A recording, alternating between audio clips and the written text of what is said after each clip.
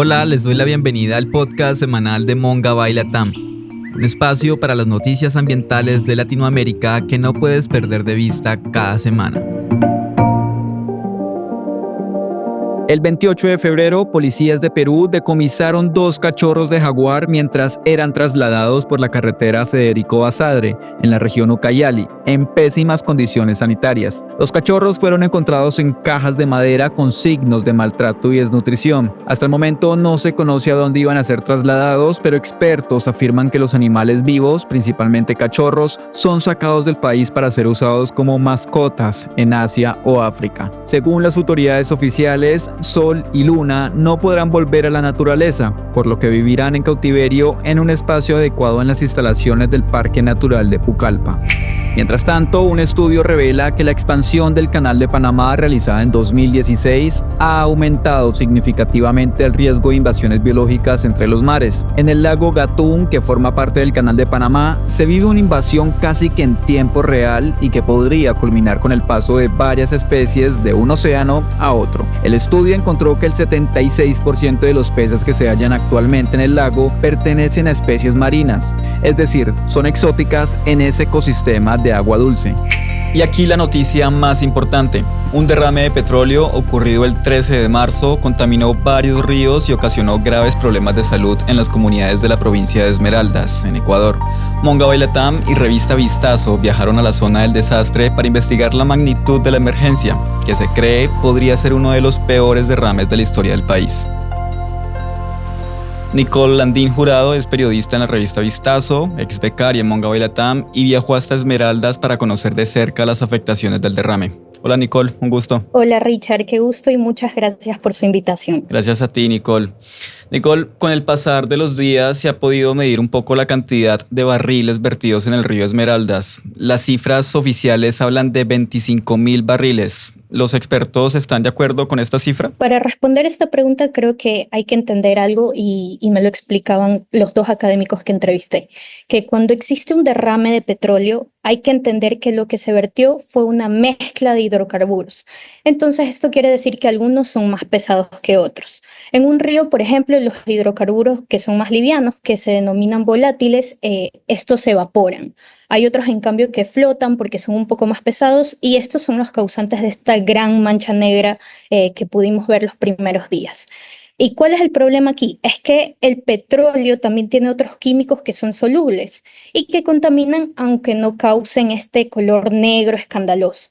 Entonces, aunque la entidad encargada implementó diques y barreras de contención, no es seguro y no se puede asegurar que el crudo se mantenga completamente detenido en estas barreras o en estas zonas de contención.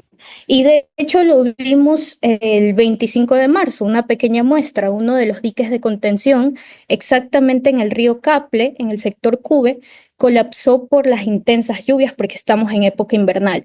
Entonces allí volvió a existir otra pequeña fuga del petróleo que ya estaba contenido. Y lo que me decían es que aunque estos trabajos de retención son eficientes en el momento, no pueden detener o no se puede asegurar, como te mencionaba, que se detenga todo el petróleo porque se expande fácilmente. Por eso es que se estima que los volúmenes que Petroecuador dice que ha recogido, que son los 25.000 barriles, quizás sean menores.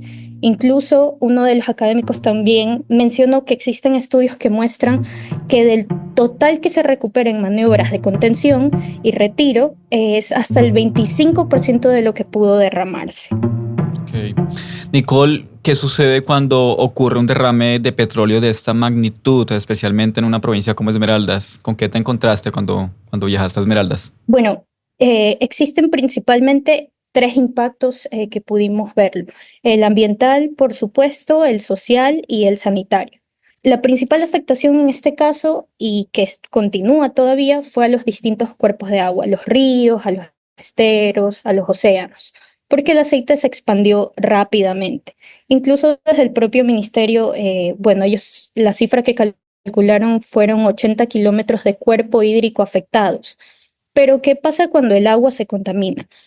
Primero, hay que saber que se corta por completo el suministro de agua a distintas comunidades. Y aunque en el estudio de impacto de la Secretaría Nacional de Gestión de Riesgos, ellos hablan que son un poco más de 5.000 afectados, varias autoridades, como el alcalde de Esmeraldas, Vico Villasís, mencionaron que la falta de líquido y de agua en realidad afectó a casi 500.000 de personas. Y esto coincide un poco con las cifras que hemos tenido a lo largo de los años, porque casi el 40% de las viviendas en Esmeraldas no tienen acceso a agua de red pública, es decir, que se alimentan directamente de estos afluentes naturales. Y eso no es todo. Aparte de no tener agua, hay familias que dependen 100% de estos ríos porque viven de la pesca y que llevan paralizados durante 3 semanas. Ya mañana se cumplen 3 semanas del derrame, de hecho, y porque no se han visto tampoco peces en los ríos. Y aunque hubieran peces en los ríos, muchos habitantes no pueden igual salir a trabajar porque perdieron sus herramientas de pesca, porque quedaron manchadas de petróleo el día que ocurrió la catástrofe. Y también te quisiera contar uno de los casos que más me impactó de esta visita. Se trata de Héctor Pincay. Él tiene 54 años, vive en la parroquia Majua y esto queda casi a 45 minutos de Ciudad de Esmeraldas. Entonces él es agricultor y tiene una pequeña finca. Por ejemplo, tenía maracuyá, yuca, cacao, algunos animales como pollo, tilapias, pero él perdió todo porque no tenía agua para abastecer a su producción y a sus animalitos. Pero más allá de esta pérdida económica, que él calcula que ya llegan a los $4.000, el día del derrame, después de su jornada normal de trabajo, él llegó a su casa.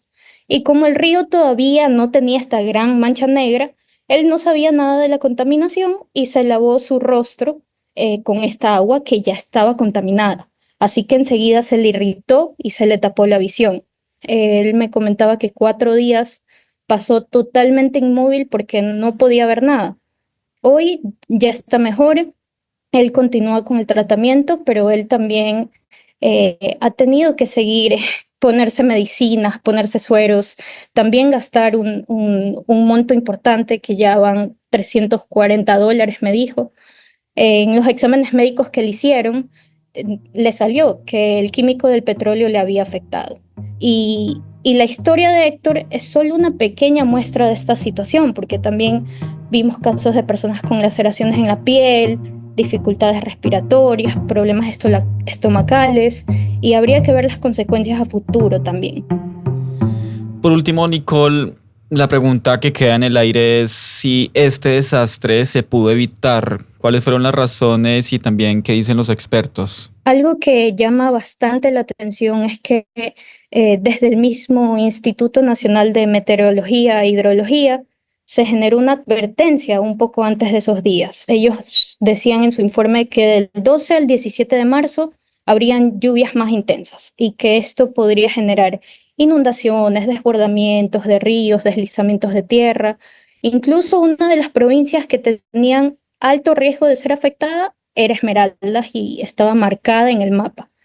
Entonces, lo que decían los expertos es que si bien el SOTE tiene un plan de manejo ambiental y allí se establece una hoja de ruta para coordinar cualquier caso de derrame, coinciden en que en un escenario ideal la empresa debió revisar los análisis de riesgos para detectar los sitios más vulnerables que tiene el oleoducto en este caso, y así tomar acciones y proteger la infraestructura que podría ser afectada por estos posibles deslaves y que lo vimos por la época invernal y las intensas lluvias que ya estaban afectando a Esmeraldas durante esos días.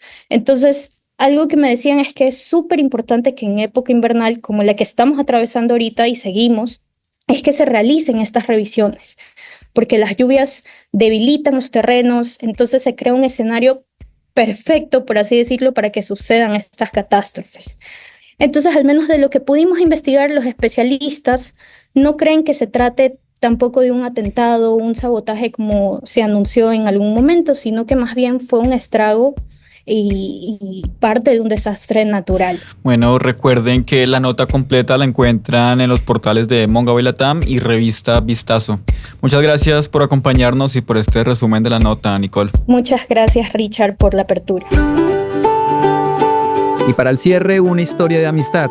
Cristian Coyoc Romero trabaja como entrenador de perros especializados en la búsqueda de jaguares para su investigación y conservación. Junto a Zafira, Melissa, Tranqui y Franco, han logrado rastrear unos 12 felinos para colocarles collares de rastreo satelital y regresarlos a la naturaleza para su seguimiento y estudio.